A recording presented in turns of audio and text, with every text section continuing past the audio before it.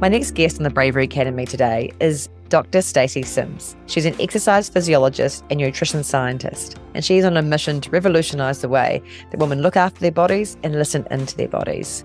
This episode today is for both men and women so that we can understand how to look after our bodies better with whatever stage we are at in our life.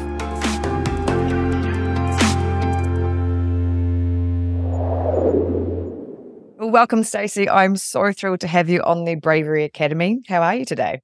I'm all right. How are you doing?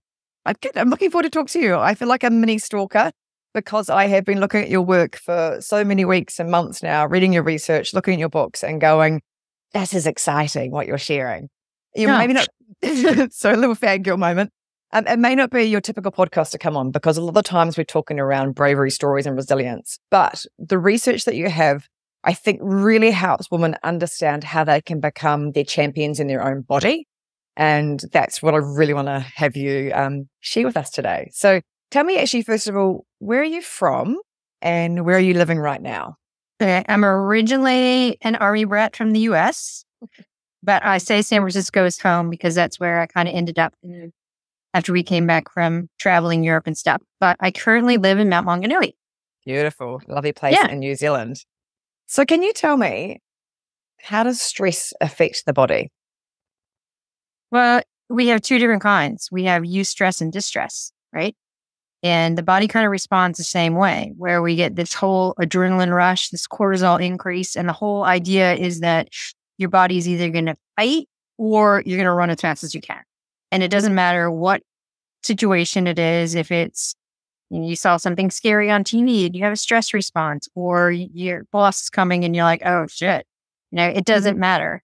Your body has that same response. And so your heart rate goes up, your breathing rate goes up, you become more focused and get a little bit of tunnel vision because it's all in that anticipation of how am I going to survive. But in today's age, we don't often deal with it well, right? Because we're not going to all of a sudden take off and running or fight to use the additional blood glucose that's come out. So we have this surge of, raise in blood glucose and an insulin response. And that, if it keeps coming, can perpetuate pre-diabetes, diabetes. And we're looking at cardiovascular incidences as well. When you're under chronic stress and you're having the stress load on the heart, it can cause microvascular issues. A lot of chronic health issues come from chronic exposure of stress. And like you said, there's the eustress and the de-stress. So with the good stress, when we're looking at that, we have it everyday life, right? With exercise, sometimes the way that we think about stress can also make it a good stress versus a negative stress. Mm-hmm. And one thing I want you to talk about today is the impact of women when they go through chronic levels of stress. What happens to the body for them particularly? Well, women tend to deal with stress differently than men. We internalize it.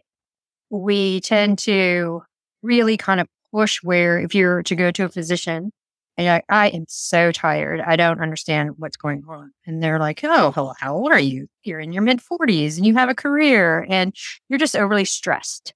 So it always presents as that internalization of that anxiety. We're seeing body composition changes, or sleep. We're seeing a lot of the mood issues that come with it. And it all has to do with changes in our cortisol levels, our baseline cortisol levels, our neurotransmitters, changes in sympathetic versus parasympathetic systems.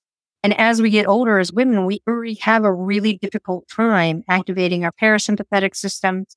So we have a greater difficulty in getting into that mindfulness and that recovery and that good sleep because we end up being tired but wired, primarily through hormonal changes, but also because of our built environment. We're always overstimulated through screens, noise, kids, work, even exercise, right? People tend to try to fit it in. And if they're not fueling appropriately for it, or they're increasing their training load too quickly and they're not recovering from it, then it all becomes a sympathetic drive. And this is why we see so many women in their mid-40s with these also hormonal changes that are happening, perimenopause, end up in a physician's office and they're told they're highly stressed and here's a serotonin reuptake inhibitor to help with it. Yeah. Instead of really unpacking it and saying, okay, what actually is going on? How am I going to, one, make some lifestyle changes And two, even time management within the day of how you're prioritizing when you're eating with when your body is under the daily life stress. So it's the Band-Aid option we're trying to move away from, right? And I think this is the big part of what your research has sort of led to, and the fact that we don't have enough research on women, how we both deal with stress. There's some elements of it. There is definitely more association we know with which conditions women are more likely to be predisposed to. But it's because of systemic effects, like you said, of this autonomic nervous system reaction and moving into that sympathetic fight, flight, freeze, whatever you're going to do with your body, and keep flooding the body. And so a big part from the work that I do is about breaking that cycle. And I love that you brought up the habit piece, because there's so many things that we're doing through the day. And really the crux of what I want to talk about today is the fact that we're not listening to our bodies enough. Absolutely. Because we have been so conditioned to kind of go with the flow, so to speak. Like, we've been told how we're supposed to feel when we're on our period. We're told how we're supposed to feel when we first have a kid. We're told how we're supposed to feel if someone criticizes us, without actually understanding what that feeling is or what our true response is. And it's just, historically, we know why this is. We've come from that big, long history of the patriarchal system. Women are just kind of put in that second class in this patriarchal system. But because we know the history, we're now at a point where we can move forward. So part of what I really love doing is empowering women to understand their bodies. Because if we understand what's happening from a hormonal perspective and how our hormones affect us from puberty all the way through postmenopause, and all the little things that we think are out of our control are actually part of our physiology. And once you start doing some of that biohacking and understanding, then it empowers you. You're like, oh, yeah, okay, I know I'm not great on making decisions on this day because it always falls on the same day within my cycle. Or what's going on? I'm 48 and I'm going crazy and I don't know why. Well, it's perimenopause. And so when we start to understand this, then we can be empowered to find the help that we need or actually make those habit changes. And that's the wisdom that I know that you've been sharing for a lot for your work, but also in the research, bringing that together to see that, first of all, it's not just that we are small men, as you talk about a lot with your TEDx talk. I love your TEDx talk. If you haven't listened to that already, people need to get on there and just really see the why behind it. I also love your story. Can you share a bit about what got you in here in the first place? The fact that you're looking at this differently from just going, we're not small men. Why? Started all the way back in university days when I was on the crew team or the rowing team, and we were training just as hard as the men. And we ended up not peaking at the right time. Included in that as well as we talk about times where the boat was off sync because of our periods, and just lots of things that would come up in conversation with the women's crew that the men didn't have. So it was seeing this discrepancy, but also being one of those young, full of themselves, late teen kids who's like, why is this happening? Right. And going into labs and asking questions, and then being a participant in the lab and having my data thrown out because it didn't look like what they thought it was going to. And then retrospectively going, well, it was thrown out because I was in a high hormone phase of my menstrual cycle where I am completely different from what's going on with the man from a metabolic perspective. So when you start looking and asking all of these questions and then really taking it from that female perspective of why in these textbooks and everything that they're teaching me, they never refer to women. It's always men or they, where I know that there are certain times where I am not being described well in this textbook because I am not an 80-kilo cis white male. So why are these recommendations for protein or carbohydrate, hydration being put to me when I'm a 50-kilo, young 18-year-old girl? So there's all these things that really started coming together. And that's kind of what drove my academic and sporting career was, okay, well, we know these things happen to men, but what about women? And then I get questions from my teammates. Well, what about us? How do we do this? So it was more of that falling into and having the availability to ask those questions and have a direction to answer them. How has that been? Has it been challenging coming to push against that? Absolutely. I sit here late 40s, right? And it's just been in the past 4 or 5 years that people have been talking about menstrual cycle and research. Whereas when I first started this, and I don't like to do the math, but 20 some odd years ago, And you have from professors saying, well, why do you want to study women? We don't know enough about men. Or, oh, you're not a real scientist because you're not an MD. You're just a PhD. Why are you asking these questions? So I get pushback all the time. I still get pushback because if you're not challenging people's thinking, then people aren't going to push back. But if you start bringing that different point of view and really pushing those questions, people are going to be like, hey, wait a second. You asked the questions that I wish someone had asked for me in my 20s, because I was going through maybe not the same high level, but I played rep level sport, playing football for my province. And I actually lost my periods pretty much through months and months and months. Yeah, exactly. And what I've loved about your way you talk about it is that's a health marker that we're not being aware of and going, this isn't okay. And I remember going to the doctors about like 19, 20. I started university, did my physio career, and I was like, I think this is okay. I'm like one of 6 kids. There's 3 other older sisters. We didn't talk about it. We didn't know anything about this. Mm-hmm. So I went to the doctors, and I'm sharing this story because I think this is part of women understanding that this isn't normal. And the more that we go and question it and find another way. So back then they said to me, well, you don't get your periods regular. You do train at a very high level with your sport. I think you have polycystic ovaries and you're probably not going to be able to have kids. Now in my 40s, I have 2 kids and been learning what that health regulation has meant from that period and not being within the normal 30 days. It was out to like 6 months sometimes. And then it would hit like an absolute train wreck. And I'd be like, whoa, why do I feel like this? It was this dysregulation with my body because of my stress response. And I know that's part of my story, which is why I even do the Bravery Academy now, because there's so many moments of our life that we need to learn about how do we manage this and regulate the system. So physical pressure, right, from at that sporting level, which obviously you were under at that age, and many of your female athletes would have been under too. And that nutritional impact on our hormones is such a big part that even now we're still not talking around in a holistic way. Exactly. And the other thing that's being really left out of the whole REDS research is the sociocultural aspect, right? What environment are people in? How did they grow up? I mean, especially here in New Zealand, you had the Pacifica culture, and it's really rude not to eat all the food that's put in front of you. Yeah. But from a high perspective, if you're an elite athlete, and it's completely opposite of what your dietitian and allied sports staff is telling you to do, you have this big push-pull, right? So then you'll go back to the team environment and fall into low energy availability, and you might lose your period. But it's this whole, how did you grow up? What does food mean to you versus what does it mean from a sports science point? Those conversations aren't being had. So there's this huge misstep of treatment options because people aren't looking at the individual from their cultural background, how they grew up, how they came into sport, what are their beliefs, and how does that tie in to what the sport science is. And that's leading into the psychological stress, right? And then the behavioral choices and the habits around that. So can we talk about that? Like, what does it mean to actually listen to your cycle and your body? Yeah. So, I mean, every woman's different, right? And we know that women have maybe 2 or 3 anovulatory cycles a year.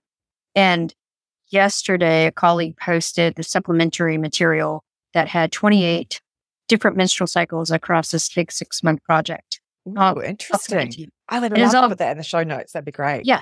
It is graphically represented, and you could see where the surge of LH was versus estrogen and how short and long all the follicular phases were. So although we have like general ideas of what happens in the low hormone phase where your body's more resilient to stress, we see better HRV, we see better ability to access carbohydrate, we have better immunity. If we don't understand our own unique cycle, we don't know exactly how the high hormone affects us or where our LH and estrogen surge and ovulation, how that might affect us. We know from the general scope how our bodies respond, but we need to be able to track and understand our own cycle. So if, say, day 28, you always feel like you're on fire the day before your period starts, right? In general scope, people are expecting you to feel like shit. Yeah. But you feel fantastic. So make that day work for you. But the flip side of it is maybe every day 23 in your cycle, you feel flat, lethargic, can't make decisions. And if you don't know that, then you're going to, is it allergies? Did I not sleep well? Was it something my boss said? Did I not get a good night's sleep? But it's the consistency of your own patterns within your own cycle that allow you to understand the days that you can push hard and days that you can pull back. And it's not just from a physical scope either. We have a lot of CEOs who do the same thing. So they know like, oh, I always feel really not on my game on day 12. So I'm not going to schedule really important meetings on that day, right? So we can use it through all different aspects of our life. But the first and foremost thing is we have to understand how our own hormone profiles affect us. While it's not a one-size-fits-all model, we do have this kind of ebb and flow with it. Obviously, we're going to have changes with that resiliency. And I like the fact that you brought that up, because there are times when you feel bulletproof in your period, in that cycle. And there are times where you're like, I just want to go and sleep and crawl into a cave.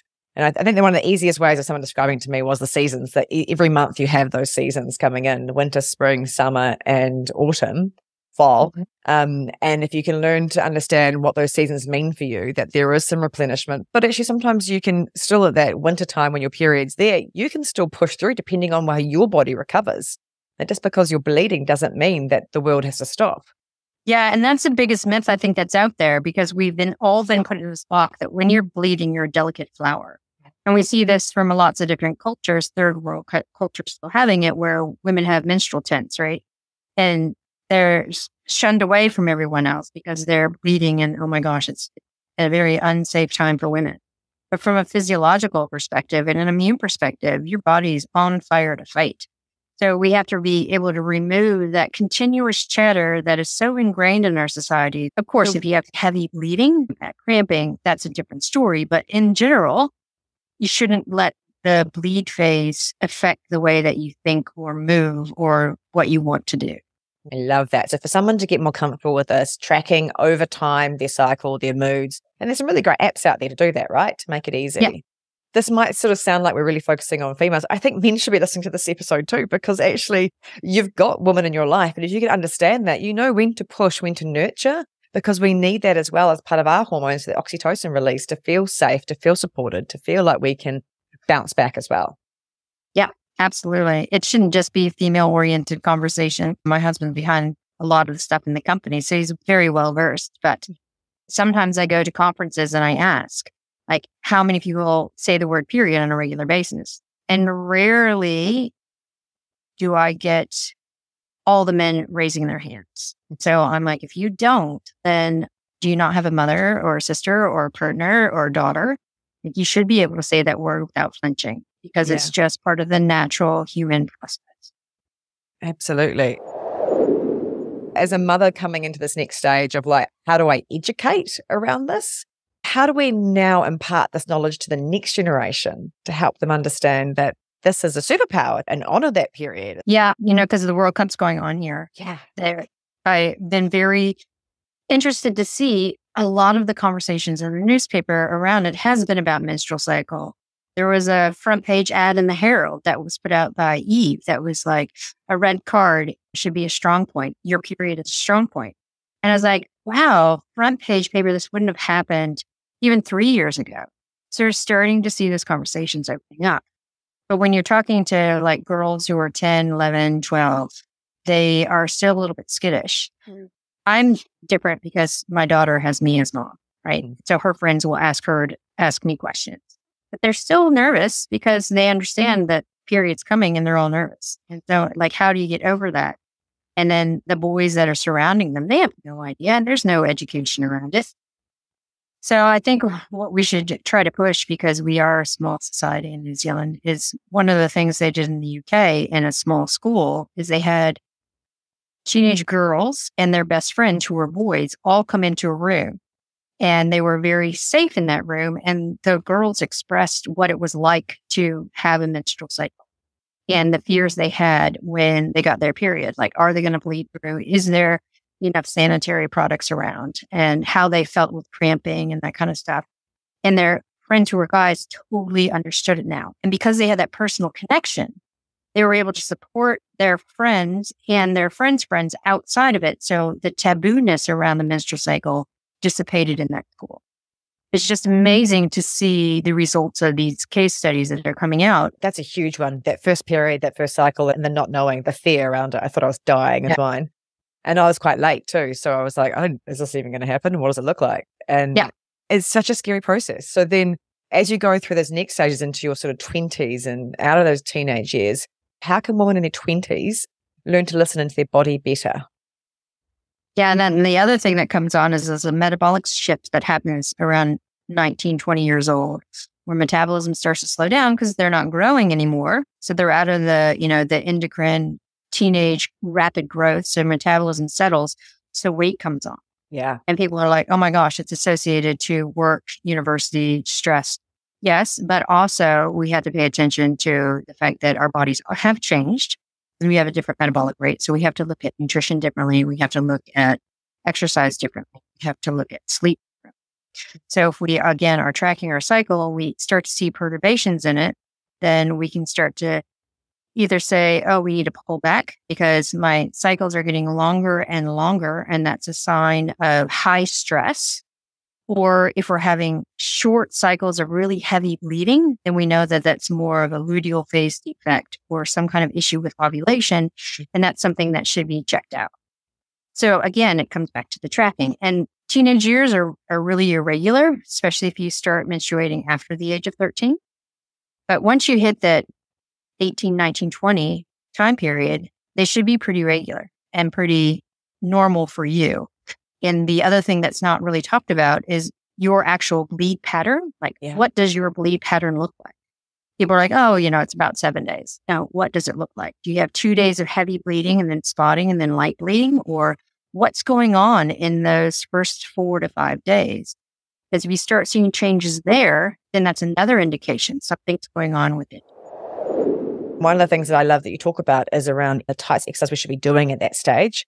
And resistance training, even then, should be incorporated. When we get so worried about this feeling of like we're going to get too big, and actually this conditioning in the body is what we're needing. Can you speak about that and why? Yeah, what you've seen? I saw this brilliant Instagram clip from a top strength and conditioning coach. And he goes, I'm so tired of women coming to me and saying, I don't want to do resistance training because I don't want to get bulky. He's like, now, when you cross a parking lot and get in your car, do you become a NASCAR driver? No, you don't. It takes years and years of training and proper nutrition to become that NASCAR driver. So in order to actually get any kind of bulk, it takes years and years of training and proper nutrition. And it's just that whole misconception that if you lift weights, you're going to look like Arnold Schwarzenegger when he was on roids. But it doesn't happen. Our physiology is not one that's going to put on a whole bunch of muscle mass. When we're in our 20s and 30s, we can get away with doing lighter weight. We can get away with doing higher reps, some of the toning, the boot camp type stuff. But resistance training is so critical, especially now in the modern age where we don't push and pull and move things. We sit and we're looking at screens, we're using computers. We're not on the farm doing stuff. So we need resistance training more than we need that cardiovascular work. We need that lean mass. We need the resistance on the bone in order to have strong bone. We also see resistance training really improves the neural pathways. So it helps attenuate dementia and Alzheimer risks. It changes our gut microbiome to be less obesogenic and more geared towards lean mass and lean mass development. So if people are like, I don't want to exercise, it's like, if you're doing proper strength training, you're not going to get all sweaty. You're not going to leave feeling exhausted. You're going to feel strong. You're going to leave feeling like you worked, but you're not going to leave feeling completely exhausted. So again, it's that nuance and understanding those cultural differences. And even if you go to a gym, unfortunately, you walk in as a woman and you fill out the form and they're like, okay, how much weight do you want to lose? Here's a cardio machine, right? But as a guy, they're like, oh, okay, here's all the strength stuff. And I don't think you want a personal trainer, but if you do, here's this guy who's going to teach you how to do Olympic. It's like, why are we being divided like that? And why is the squat rack in here very back of the gym and really scary looking because you have to walk through all the machines to get to it. And the cardiovascular stuff is always in. So it's not a way to be inviting to me. So we just have to own it and be like, you know what? I'm going to get strong. I want to be strong, not only for all the things that I do now, but so when I'm 80 or 90 years old, I can still be living independently. And I don't have to run the risk of being homebound in a chair because I have dementia and I can't move. There's so many reasons why to do it. But I think we also hear from women, there's so many barriers. So like you said, Yes. it's the environment can be a barrier. It can be a lack of knowledge can be a barrier. And I think that's also, again, a challenge for so many places like gym training or environments where you go into group coaching and group training to make it actually accessible and amenable for women. And that Exactly. isn't always there. It's not. And it's like I feel comfortable in the weight room because I've been going in since high school. One of my friends' brothers was into bodybuilding and she started training with them and she got biceps. I'm like, oh, that's really cool. I want to get stronger for running. So, and then I've seen the evolution within the gyms change. I used to be the only girl in the back with a squat rack and now you can't even get a squat rack. So all of those things are great and they're changing, but there needs to be this intermediate still of someone who is in their mid to late 40s, maybe early 50s, who understands they really need to start resistance training, but they don't want to go to the gym and pick up a barbell. They've never done it. And in the back of their head, they're always like, I should be doing cardio. I should be doing cardio, calories in, calories out, right? So how do we change that? And so that's the question I'm still trying to answer. How do we get that intermediate bridge to make resistance training more comfortable, more accessible, especially to those of us who grew up in that whole culture of supermodels and calories in, calories out, fat burning, lots and lots of volume. And none of that works. It just drives cortisol up. It makes you tired, stressed, put on body fat. And you have to put in that resistance. It's a real paradigm shift, right? A mindset shift around the way that we think about this. Probably about 3 years ago, I did jiu-jitsu. It was one of my things to try. Yeah. As you do when you're hitting almost 40, you try some martial art. And one of the things that I really felt with that, though, I wasn't strong enough in my muscles to keep doing it. That actually was one of my catalysts to be like, no, I'm going to push harder in the gym training, even though I dabbled through my life. And I think that's the element of getting the right coaches on board is probably one of the biggest pieces, surrounding yourself with an environment that socially feels good to you. The reason why I say about the jiu-jitsu piece and that strengthening for me was this mindset shift around it's not a quick fix. Our bodies are not designed to have a 6 to 8 week program. This is a 2 to 3 year process that we all need to go under to actually reprogram the nervous system to make it feel like it's got the energy tank back up. And you're actually looking at all those factors around it, like your sleep, like your relationships, like your social circles, to actually look what well-being is. So for me, what I'm hearing from you is that resistance training is a very key puzzle piece for women and men, but women, we need to be doing more of this. And as we get older, it becomes even more and more important.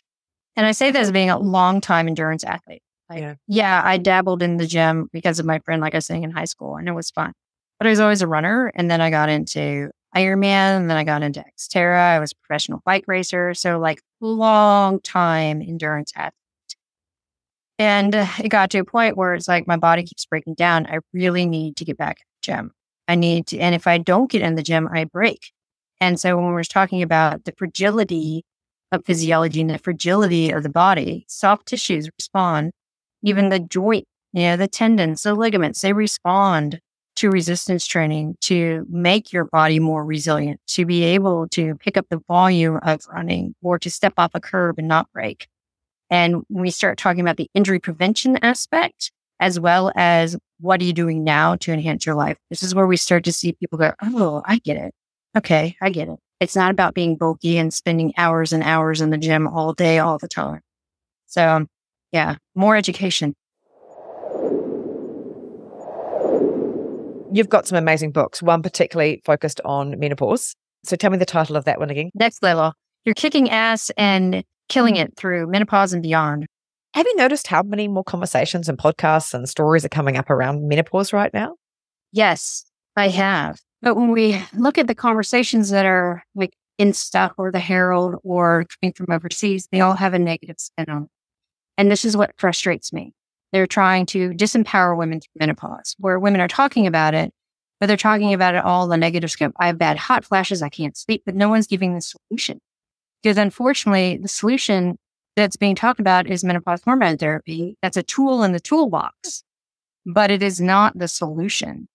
And that stems from a lot of stuff that was happening in the UK and a very vocal doctor who started calling menopause female hormone deficiency syndrome.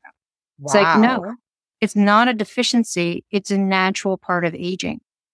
So I'm hopeful that the narrative is changing, but it's really hard to read these articles and be like, where's the solution? If I read this and didn't know what I know, I would be very scared about menopause. So there are so many people who go through it without too many issues. Yeah. And we have other cultures who don't even have a word for menopause because it's a westernized concept that women are old. And if you look even like in media, you see movies, you'll have someone like, let's look at Tom Cruise and his new Mission Impossible, right? He's in his mid to late 50s. And his coworker is still like in her 20s, right? Yeah. And it's like the women always get aged out once they pass their 30s, but the men just keep getting the high profile roles regardless of age. So the whole menopause idea is that women are old. And so people are afraid to go through it because they don't want to be deemed as being old. So when we talk about menopause, is actually just one point of time on the calendar that marks 12 months of no menstrual period. So no periods. So we say it's a birthday for the rest of your life. We should celebrate it. The time before that is perimenopause, and the time after that is postmenopause.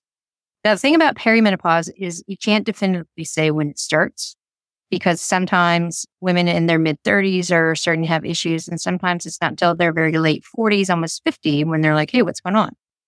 But what's happening in perimenopause is we're starting to get changes in the ratios of estrogen and progesterone. So we might have more and more anovulatory cycles. We don't have as much progesterone. We're also starting to see a downregulation of a lot of our estrogen and progesterone receptors because those ratios are changing.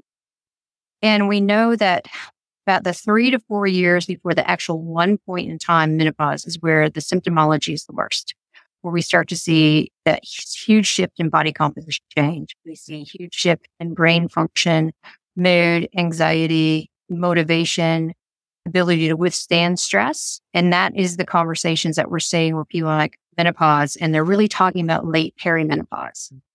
So what's happening in that late perimenopause state is you are having ovarian wind down. So if we think about puberty and all the stuff we talked about first, where girls are really afraid about their first period and all the body changes that happen leading into that, where their hips widen, their shoulders widen, they put on a little bit more belly fat, their center of gravity changes, they don't feel right running, and they feel a little gangly, might drop out of sport, and then they get their period. Well, now we're on the other end where things are winding down. And so we do have those body composition changes because those hormones affect every system in our body. And they're very tightly tied to appetite regulation, blood glucose regulation, muscle protein synthesis, hypothalamus function, so how we control our temperature, is very tightly tied to serotonin and dopamine.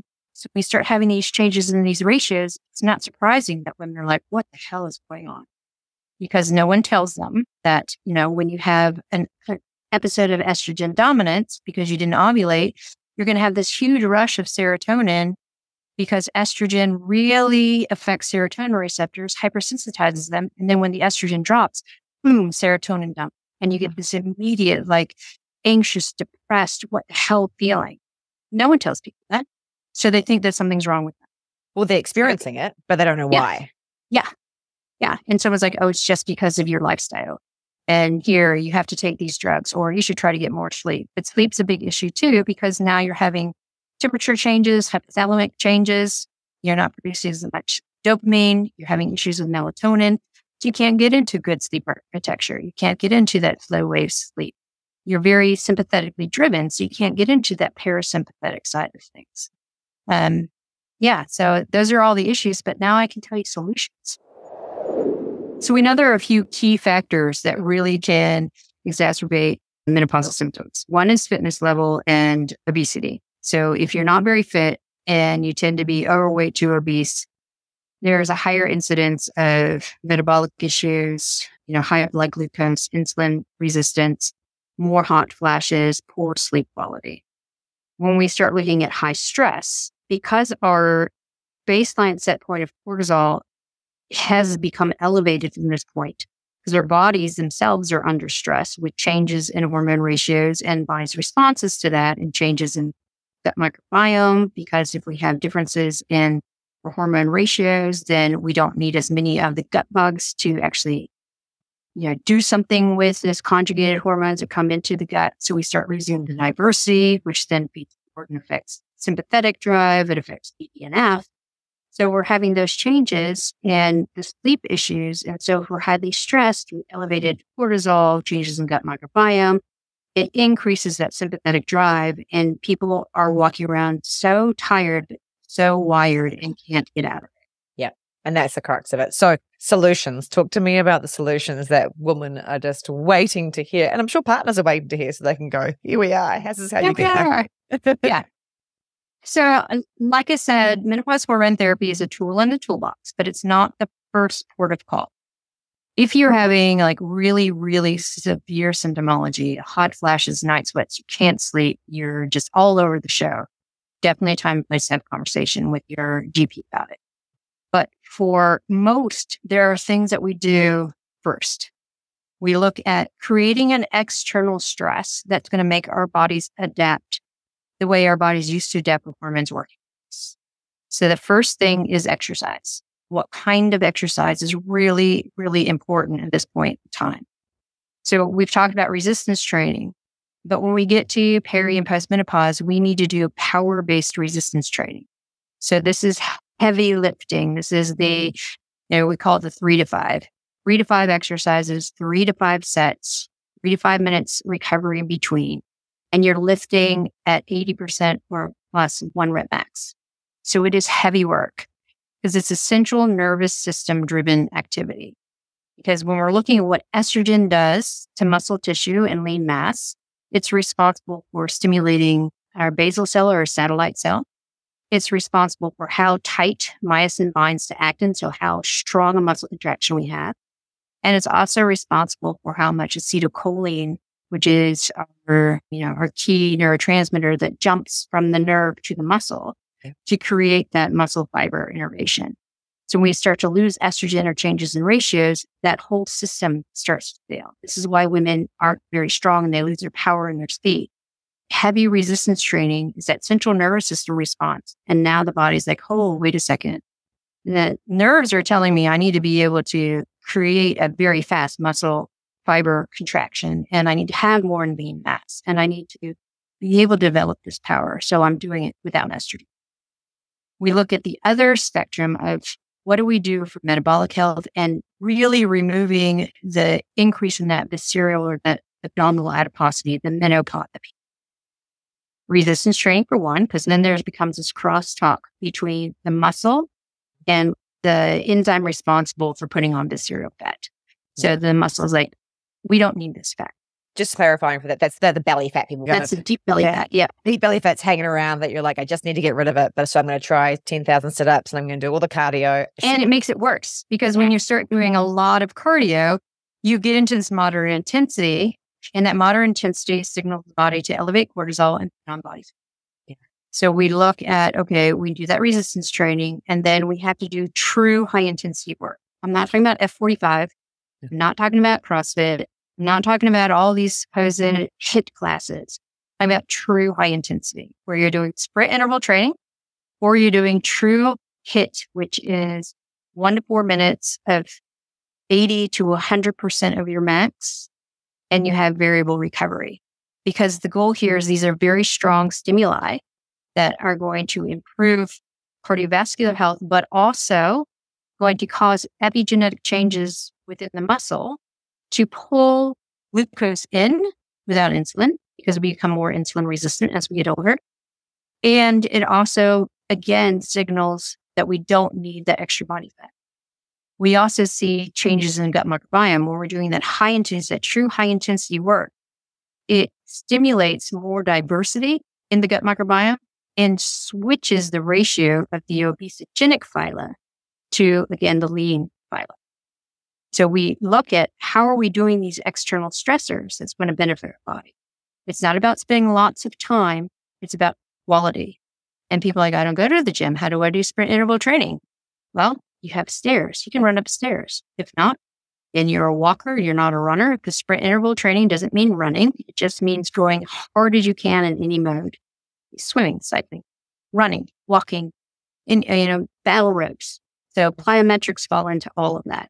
So it's that high-end stress to create those adaptations. Yeah. What I like as well is there is a bridge between that. Like someone might look at this and go, I can't do the high end lifts of big squats and things. It doesn't have to be that. And you don't have to go and do a 2 to 4 hour walk to lose the fat as well. It's like, it's actually about you need to do smaller and less of that to actually be more efficient and effective.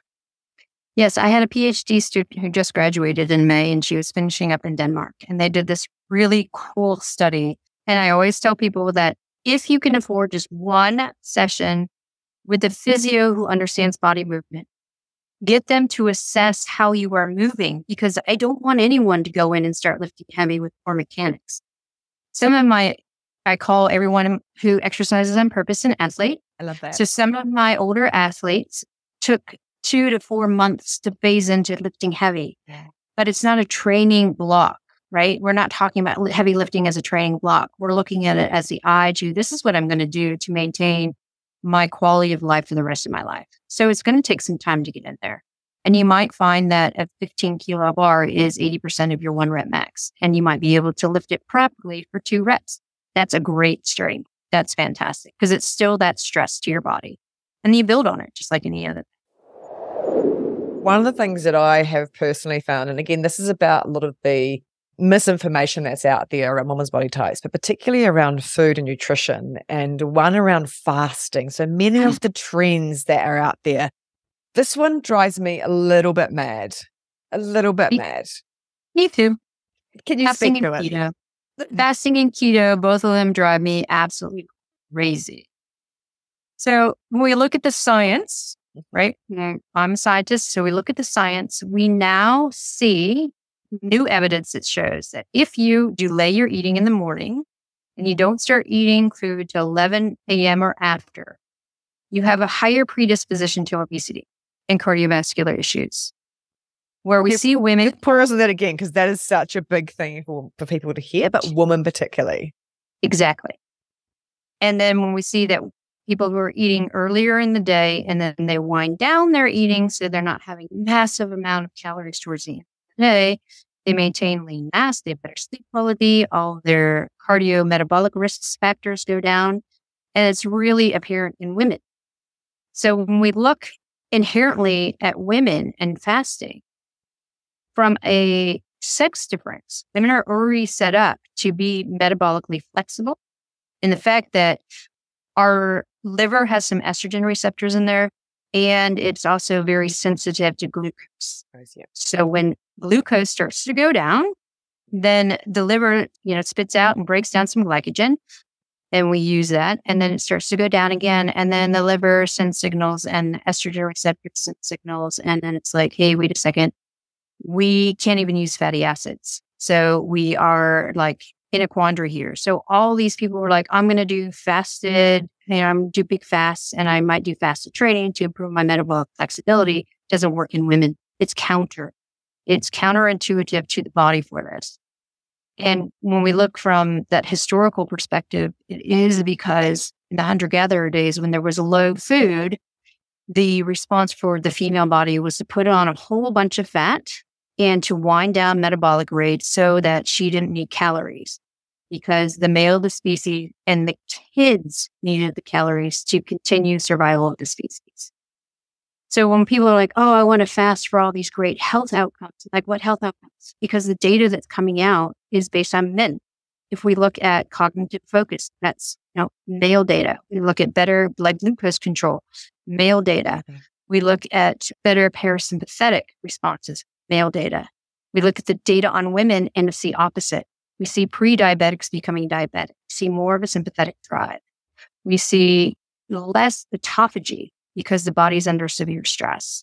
But if you do want to engage in fasting, then stop eating after dinner and then have breakfast and then sleep without a full belly so that your body can actually get into rest, digest, and parasympathetic. And then the other part of that, I guess, is understanding that fueling of the body and the importance of protein behind that. And how... So important. Yeah. So important. Yeah. So the current recommendation for protein intake for sedentary women is actually based on 80-year-old sedentary men. So people are like, wait, what? How did that happen? Because when people, are trying to figure out how much protein and nitrogen balance, they're like, hey, an 80-year-old sedentary man has about the same amount of lean mass as a 20-year-old sedentary woman. So what's the nitrogen balance? Okay, well, that's going to be the recommendation. But now we have real ways of looking, and we're looking at sedentary women. They need that 1.6 grams per kilo. And this we know for sure across the day, right? So 1.6 grams of protein per kilogram of body weight, evenly divided. So it's like palm size protein in every meal, a little bit of protein in all the little snacks. And the biggest telling was a study that came out looking at sedentary women, no exercise. And they were all eating about that 0.8 grams per kilo. And they pumped really under. Which is the general, like what most people are eating. They bumped half the group up to 1.6. And then the other people were just status quo. Over the course of 12 weeks, the higher protein intake group completely recomped their body without exercise.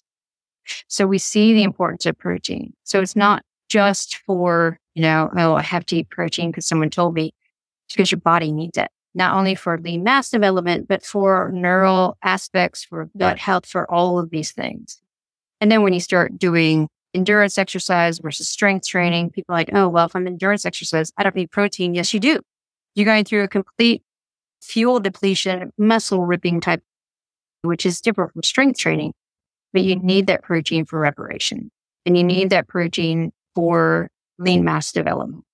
And as we get older as women, we become anabolically resistant to both food and exercise. So we need that higher dose of protein to stimulate muscle protein development. As I was saying, central nervous system plus protein means lean mass.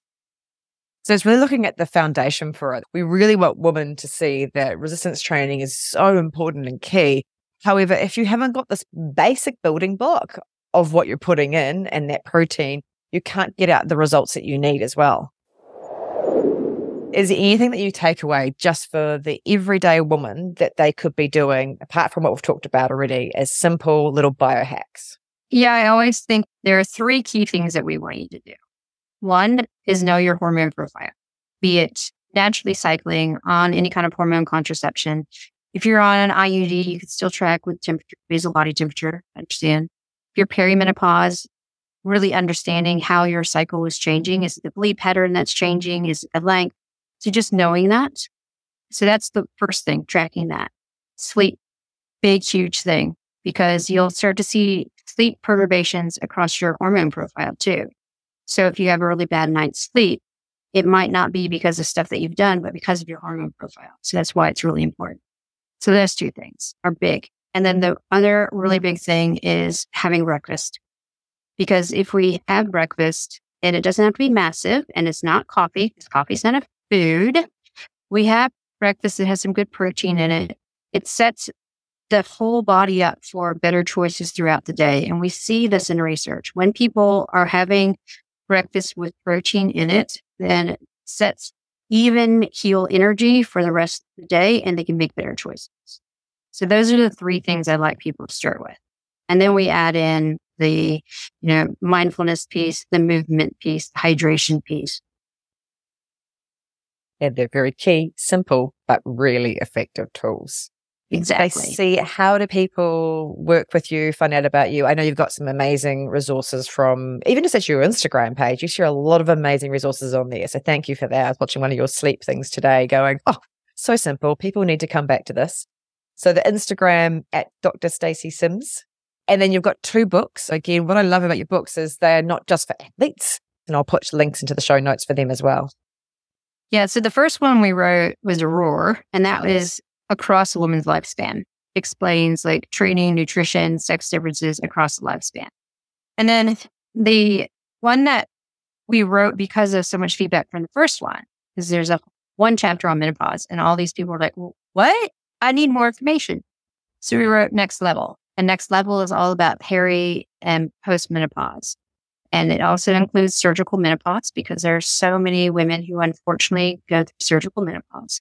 So it explains what's happening in the body, what you can do to take control, really. So it's empowering women. Talks about things like adaptogens and medicinal mushrooms versus SSRIs and menopause hormone therapy, giving you all the things to make your own choices, then case studies and that kind of stuff. And then if you go to the website, then we have little courses, micro learnings that are about an hour. And then we also have big courses that goes into deep dive in different aspects of women's lives.